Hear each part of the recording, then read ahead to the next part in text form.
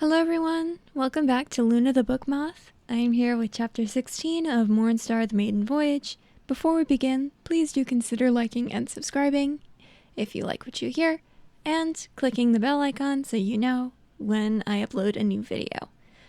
Without further ado, let's begin. Chapter 16.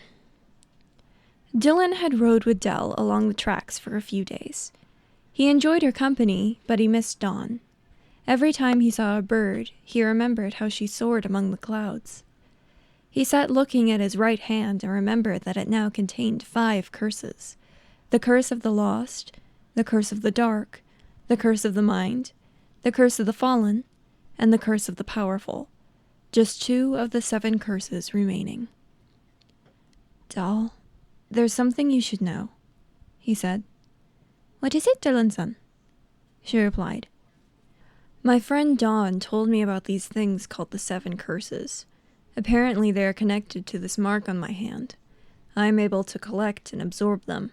I have 5 of the curses in my hand now. I don't know what will happen if I find them all, but it will probably destroy me. The thing is, they seem to seek me out. You could be in danger if you keep traveling with me." Dell knit her eyebrows and seemed trying to figure out what to do. "I don't really understand, but if that's how you feel, I won't stop you. I'll drop you off at the next station." She winked at him before continuing. "Passage is on me." Dillon smiled up at her, but started when his hand suddenly began to glow. "Whoa! Stop the train! Stop the train! It's not that simple!" Dell leaned back with the brake and the train screeched as it slowed. Before it fully stopped, Dillon jumped out. "Dillon!" "Thanks, Dell. Take care," he shouted. The train sped down the tracks after Dell gave her nod. Alone again. Well, at least he was used to it by now. He followed the arrows and came to a rather foreboding place. The sound of the train instantly vanished, and a small desire spoke in his heart. It was a dark, spooky place. A cemetery. Gravestones stood everywhere, but one tomb stood out. It was a crypt. A large place where people of the same family could rest together. But this one didn't seem to have a family name. Instead, it carried the mark of the curse and a plaque in Starlee. "Those of wicked heart draw near. Forever will your fate be here." Dillon read out, but he didn't know how.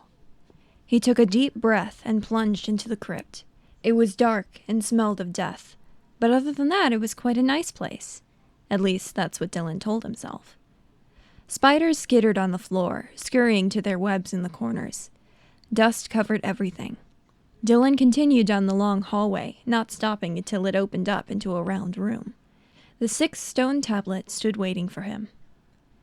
Okay, I've done this before. You should really give yourself up now. You won't be able to eat me. I'm the heir." "The heir? How fortuitous for me! You have done this before, you say? Well, I'll make sure to make it different for you," a shrill whisper answered. A lime-green smog poured from the stone as the other curses ushered Dillon's hand to it. It rose high and swept into him. Dillon yelled in pain as he tried to wrangle it down. "You have done quite a bit of wickedness, you know. Leaving your brother and sister to die. Leaving your mother to be crushed. Leaving that little orphanage. Throwing yourself on that poor girl. You were such a burden to her. Nearly killing her on many occasions. Frightening her with your science and stories. You were angry. You abandoned her. You broke your promise," it said in his ear. Dillon remembered these things. He hung his head as the curse continued to circle him. I did break that promise.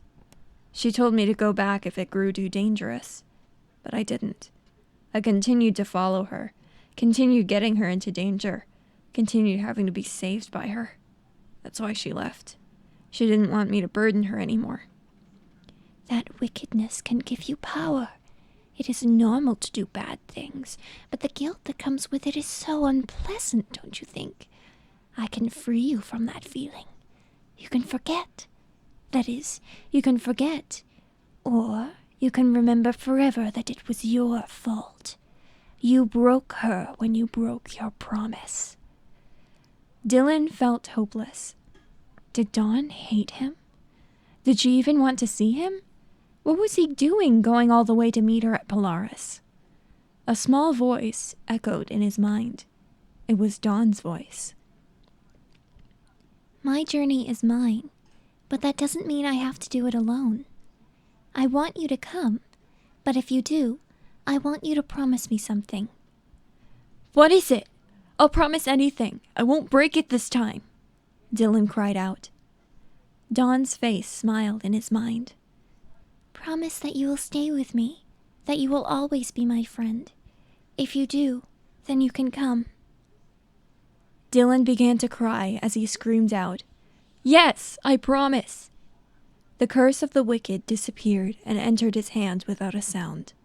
A light had once again shone from behind him, but this time he knew it was Dawn.